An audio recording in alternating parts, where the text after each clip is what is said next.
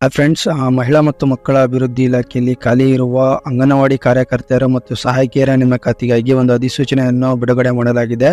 So ಮಹಿಳಾ ಮತ್ತು ಮಕ್ಕಳ ಅಭಿವೃದ್ಧಿ ಇಲಾಖೆಯಿಂದ ಟೋಟಲ್ ಒಟ್ಟಾರೆ 513 ಹುದ್ದೆಗಳಿಗೆ ಅಧಿಸೂಚನೆ ಬಿಡುಗಡೆ ಮಾಡಲಾಗಿದೆ. ಸೊ ಇದರಲ್ಲಿ ಅಂಗನವಾಡಿ ಕಾರ್ಯಕರ್ತೆಯರು 120 ಹುದ್ದೆಗಳಾಗಿದ್ವು.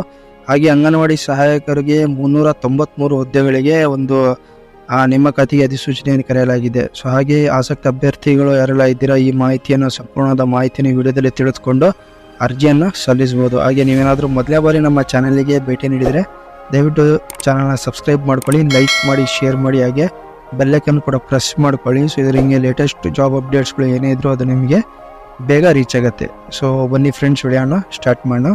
ಸೊ ವಿಡಿಯೋನ ಸ್ಕಿಪ್ ಮಾಡಿದ್ರೆ ಕಂಪ್ಲೀಟಾಗಿ ವಾಚ್ ಮಾಡಿ.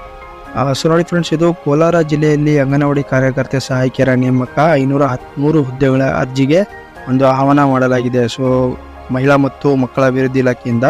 ಸೊ ಇದು ಕೋಲಾರ ಜಿಲ್ಲಾದ್ಯಂತ 6 ಶಿಶು ಅಭಿವೃದ್ಧಿ ಯೋಜನೆಗಳ ಅಡಿ ಅಗತ್ಯ ಇರುವ ಅಂಗನವಾಡಿ ಕಾರ್ಯಕರ್ತೆ ಸಹಾಯಕಿ ಹುದ್ದೆಗಳನ್ನು ಭರ್ತಿ ಮಾಡಲು ನೋಟಿಫಿಕೇಶನ್ ಬಿಡುಗಡೆ ಮಾಡಲಾಗಿದೆ. ಸೊ ಈ ಒಂದು ಹುದ್ದೆಗಳ ಕುರಿತು ಇನ್ನೂ ಹೆಚ್ಚು ಮಾಹಿತಿಯನ್ನು ತಿಳಿದುಕೊಂಡು ಈ ಹುದ್ದೆಗಳೇ ಅರ್ಜಿಯನ್ನು ಸಲ್ಲಿಸಬಹುದು. ಸೊ ಅದೇ ರೀತಿ ಮಹಿಳಾ ಮತ್ತು ಮಕ್ಕಳ ಅಭಿವೃದ್ಧಿ ಇಲಾಖೆ ಕೋಲಾರ ಜಿಲ್ಲಾದ್ಯಂತ 6 ಶಿಶು ಅಭಿವೃದ್ಧಿ ಯೋಜನೆಯಲ್ಲಿ ಖಾಲಿ ಇರುವ 513 ಹುದ್ದೆಗಳಾಗಿರ್ತವೆ.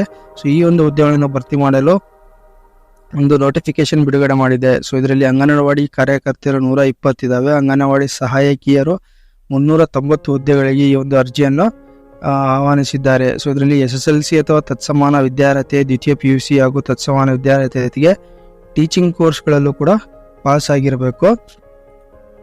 ಸೊ ಟೀಚಿಂಗ್ ಕೋರ್ಸ್ಗಳಲ್ಲೂ ಕೂಡ ನೀವು ಇದರಲ್ಲಿ ಒಂದು ಸರ್ಟಿಫಿಕೇಟನ್ನು ಮಾಡಿರಬೇಕು.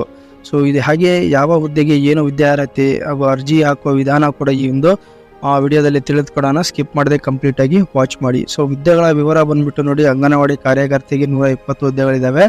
ಅಂಗನವಾಡಿ ಸಹಾಯಕಿ 393 ಹುದ್ದೆಗಳಿದ್ದಾವೆ. ವಿದ್ಯಾರ್ಹತೆ ಅಂಗನವಾಡಿ ಕಾರ್ಯಕರ್ತೆ ಹುದ್ದೆಗೆ 12ನೇ ತರಗತಿ, ಡಿಪ್ಲೊಮಾ, ECCE ತತ್ಸಮಾನ ಶಿಕ್ಷಣ ಪಾಸ್ ಮಾಡಿರಬೇಕು ಅಂಗನವಾಡಿ ಕಾರ್ಯಕರ್ತೆಯ ಒಂದು ಹುದ್ದೆಗೆ. ಹಾಗೆ ಅಂಗನವಾಡಿ ಸಹಾಯಕಿ ಹುದ್ದೆಗೆ 10ನೇ ತರಗತಿ ಉತ್ತೀರ್ಣರಾಗಿರಬೇಕು. 10ನೇ ತರಗತಿ ಪಾಸ್ ಕೇಳಿದ್ದಾರೆ. ಸೊ ವಯಸ್ಸಿನ ಅರ್ಹತೆ ಬಂದು 18 ವರ್ಷ ಕನಿಷ್ಠ ಇರಬೇಕು, 35 ವರ್ಷ ಮೀರಿರಬಾರದು. ಓಕೆ. ಸೊ ವರ್ಗವಾರು ವಯಸ್ಸಿನ ಸಡಿಲಿಕೆ ನಿಯಮಗಳು ಅನ್ವಯವಾಗಲಿವೆ. ಅಂದರೆ category wise different age limit ಇರುತ್ತೆ.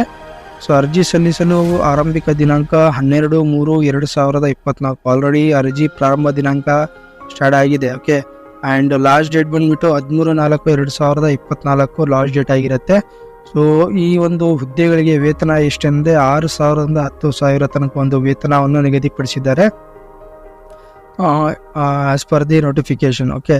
ಆಮೇಲೆ ಅಪ್ಲಿಕೇಶನ್ ಹೇಗೆ ಅಪ್ಲೈ ಮಾಡಬೇಕಂದ್ರೆ ನೋಡಿ, ಅವರ ಒಂದು ಲಿಂಕ್ ಕೊಟ್ಟಿದ್ದಾರೆ. ಈ ಒಂದು ಲಿಂಕಿಗೆ ನೀವು ಭೇಟಿ ನೀಡಿ. ಸೊ ನಂತರ ಉದ್ಯೋಗ ಬಯಸುವ ಜಿಲ್ಲೆ ಅಂದರೆ ಈ ಪ್ರಸ್ತುತ ಕೋಲಾರ ಜಿಲ್ಲೆಯಲ್ಲಿ ಒಂದು ಉದ್ಯೋಗ ಇರೋದ್ರಿಂದ ಸೊ ಕೋಲಾರ ಜಿಲ್ಲೆ ಅಂತ ಸೆಲೆಕ್ಟ್ ಮಾಡಿಕೊಂಡು ಶಿಶು ಅಭಿವೃದ್ಧಿ ಯೋಜನೆ ತಾಲೂಕು, ಅದರ ನಂತರ ಅಧಿಸೂಚನೆ ಸಂಖ್ಯೆ ಇರುತ್ತೆ. ಸೊ ನೇಮಕಾತಿ ಬಯಸುವ ಉದ್ಯೋಗ ಕ್ರಮವಾಗಿ ಆಯ್ಕೆ ಮಾಡಿಕೊಂಡು ನಂತರ ಅರ್ಜಿಯನ್ನು ಸಲ್ಲಿಸಬಹುದಾಗಿ ಅಂಗನವಾಡಿ ಕೇಂದ್ರವನ್ನು ಆಯ್ಕೆ ಮಾಡ್ಕೋಬೇಕಾಗ್ತದೆ. ಓಕೆ. ಅರ್ಜಿಯನ್ನು ಸಲ್ಲಿಸಲು ನೀವು ಯಾವ ಒಂದು ಅಂಗನವಾಡಿ ಕೇಂದ್ರ ಆಯ್ಕೆ ಮಾಡ್ಕೊತೀರೋ ಆ ಒಂದು ಅಂಗನವಾಡಿ ಕೇಂದ್ರವನ್ನು ಆಯ್ಕೆ ಮಾಡಿ ಅರ್ಜಿಯನ್ನು ಮುಂದೆ ಒಂದು ಸ್ಟೆಪ್ನ ಫಾಲೋ ಮಾಡಬೇಕು. ಹಾಗೆ ಆನ್ಲೈನ್ ಅರ್ಜಿ ಫಾರ್ಮ್ ಓಪನ್ ಆಗುತ್ತೆ ಅದರಲ್ಲಿ.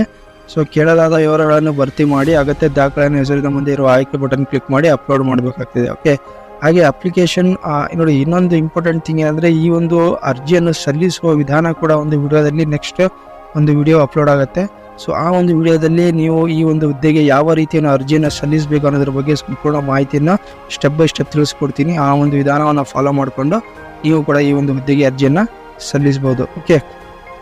ಸೊ ಅಪ್ಲಿಕೇಶನ್ ಸಲ್ಲಿಸಲು ಅಗತ್ಯ ದಾಖಲೆಗಳು ಏನೇನು ಇರಬೇಕಂದ್ರೆ, ಸೊ ಜನನ ಪ್ರಮಾಣ ಪತ್ರ ಇರಬೇಕು, ಜನ್ಮ ದಿನಾಂಕ ಇರುವ SSLC PUC ಅಂಕಪಟ್ಟಿ ಮೂರಲ್ಲಿ ಯಾವುದಾದ್ರೂ ಒಂದಿರಬೇಕು.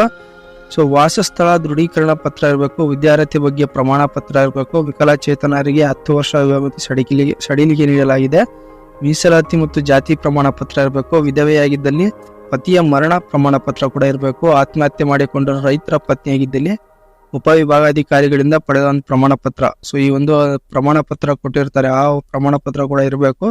ಯೋಜನಾ ನಿರಾಶ್ರಿತರಾಗಿದ್ದಲ್ಲಿ ಪ್ರಮಾಣ ಪತ್ರ ಇರಬೇಕು, ವಿಚ್ಛೇದಿತರಾಗಿದ್ದಲ್ಲಿ ಅದಕ್ಕೂ ಕೂಡ ಒಂದು ಪ್ರಮಾಣ ಪತ್ರವನ್ನು, ಈ ಎಲ್ಲ ದಾಖಲೆಗಳನ್ನು ಇಟ್ಕೊಂಡು ನೀವು ಆನ್ಲೈನ್ ಅರ್ಜಿಯನ್ನು ಸಲ್ಲಿಸಬೇಕು. ಅದೇ ರೀತಿ ನೋಡಿ, ಈ ಒಂದು ಆನ್ಲೈನ್ ಅಪ್ಲಿಕೇಶನ್ ಸಲ್ಲಿಸುವ ವಿಡಿಯೋ ಕೂಡ ಒಂದು ನೆಕ್ಸ್ಟ್ ಒಂದು ಬರುತ್ತೆ. ಸೊ ಯಾರೆಲ್ಲ ಇನ್ನು ಚಾನಲ್ ಸಬ್ಸ್ಕ್ರೈಬ್ ಮಾಡ್ಕೊಂಡಿಲ್ಲ ಸಬ್ಸ್ಕ್ರೈಬ್ ಮಾಡ್ಕೊಳ್ಳಿ, ತಕ್ಷಣ ನಿಮಗೆ ಒಂದು ನೋಟಿಫಿಕೇಶನ್ ಸಿಗುತ್ತೆ.